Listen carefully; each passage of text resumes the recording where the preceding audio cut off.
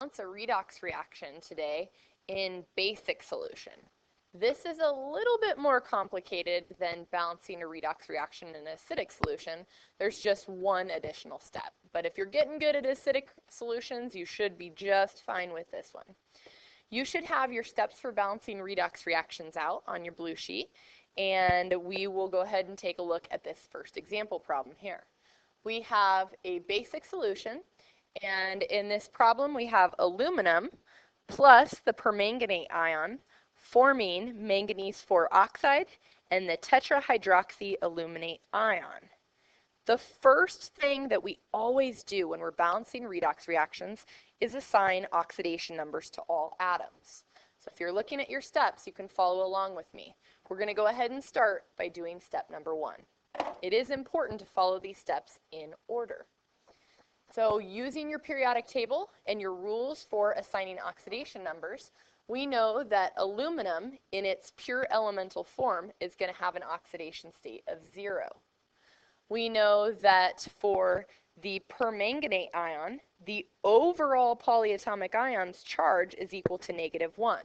So what that means is that the charge on manganese plus the charge on oxygen has to equal the overall charge of -1 of the polyatomic ion.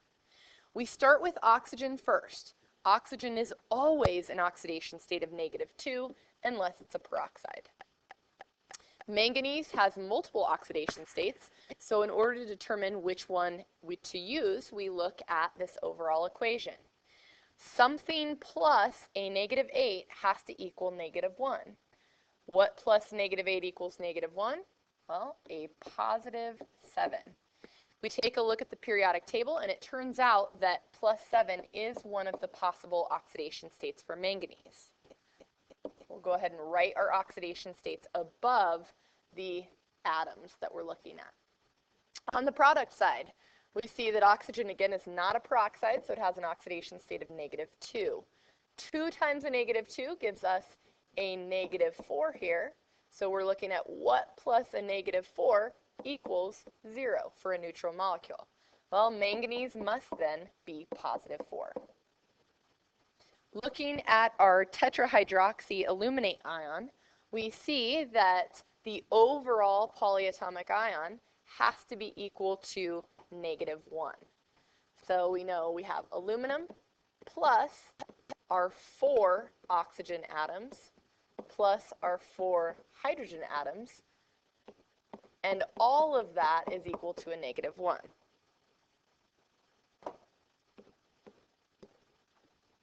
We know oxygen is going to have an oxidation state of -2 because it is not a peroxide here. Hydrogen is going to have an oxidation state of +1 because it is not a hydride. It's not by itself combined with a metal. Looking at this, that gives us a +4 plus a -8, which gives us a -4. So we have to figure out what plus a -4 gives us a -1. And that would be +3. Okay? We also know in this case that aluminum always just has one oxidation state. So we could have, in this case, started with aluminum. So we'll put +3 here, -2, +1. After assigning our oxidation states, the second step on rules is to determine what has been oxidized and what has been reduced. Again, an oxidation is a loss of electrons and a reduction is a gain of electrons. So let's start with aluminum. Aluminum goes from an oxidation state of 0 to an oxidation state of +3. So what we're seeing is if you go from 0 to a +3 on a number line, you're becoming more positive. The way that an atom becomes more positive is by losing electrons. There is a loss of 3 electrons that results in the oxidation of aluminum.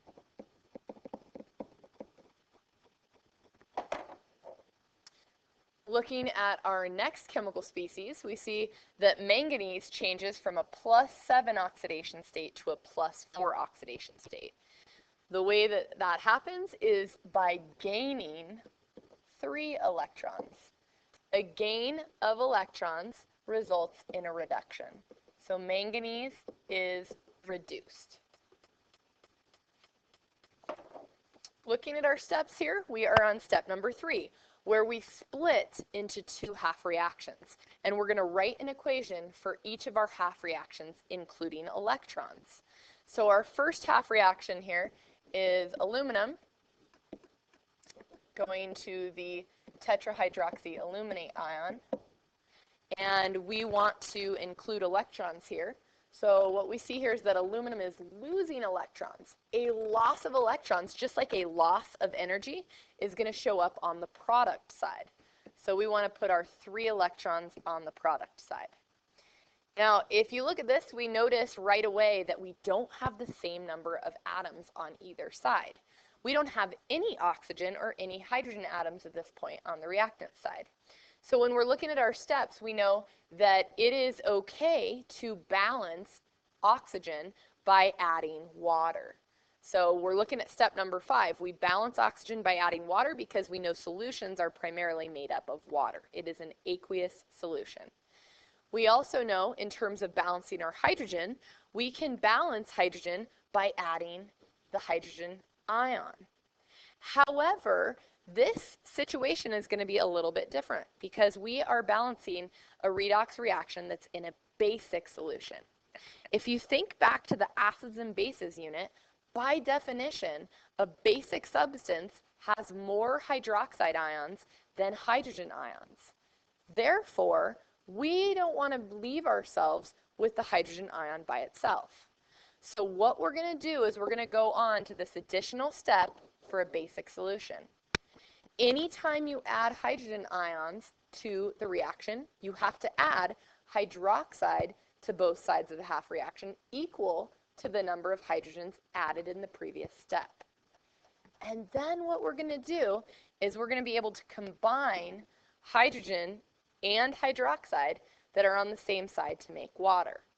We know that when you have 1 mole of hydrogen and 1 mole of hydroxide, they come together to make 1 mole of water. So let's go back and do that to our first half reaction. I'm going to balance oxygen first. Remember, it's very important that you balance oxygen first and then balance hydrogen. One of the reasons for that is because when you add a water, you are already changing not only the number of oxygen atoms, but the number of hydrogen atoms.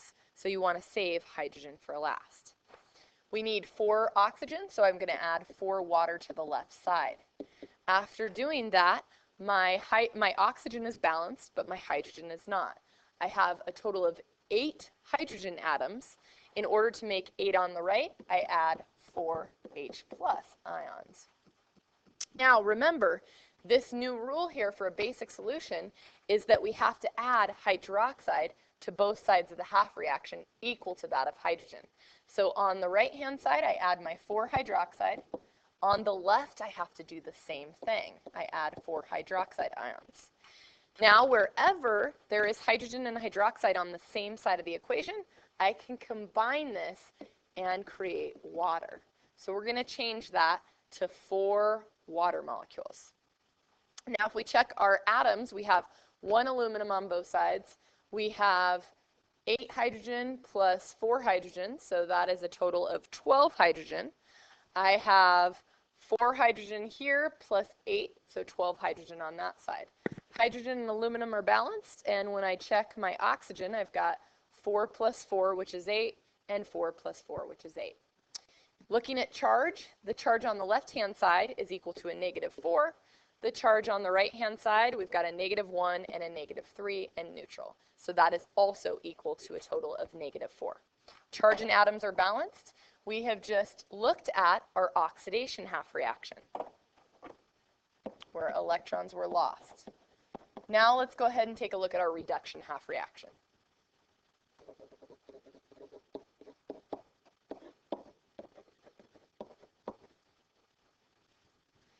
In our reduction half reaction, we know that electrons were gained. There were 3 electrons gained here, so we'll put 3 electrons on the reactant side. When I take a look at my atoms, I have 1 manganese on each side, but the number of oxygen is not the same. So I need to add water to balance oxygen. I'll add 2 waters to the right, so now I have 4 oxygen on each side. In order to balance hydrogen now, though, I need 4 hydrogen on the left, so I will add 4 hydrogen ions. Anytime I add the hydrogen ions in a basic solution, I have to also add 4 hydroxide to both sides. So I'll go ahead and add 4 hydroxide to both sides. Anywhere I have hydrogen and hydroxide, the same number, I can combine them and create water. So we're going to go ahead and replace that with 4 waters. So I will take a moment and I will rewrite this to reflect the 4 waters on this side and the 3 electrons.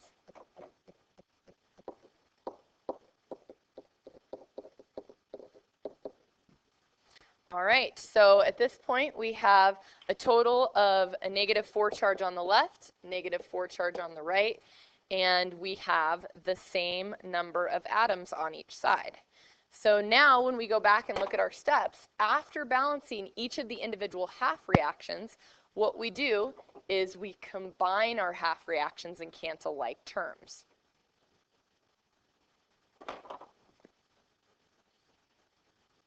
If we go ahead and do that, we have 4 hydroxide on the left-hand side. There's no other hydroxide on the left, so I'll just write 4 hydroxide here. We have 4 waters on the left. I also have 4 more waters in the other half reaction, so I can combine the two to make 8. I have 1 atom of aluminum on the left, so we'll write that in. I have 3 electrons, and I have 1 mole of the permanganate ion. Now, looking on the product side, we have 1 mole of the tetrahydroxyaluminate ion, 3 electrons. We have 4 waters up top in the first half reaction and 2 on the bottom.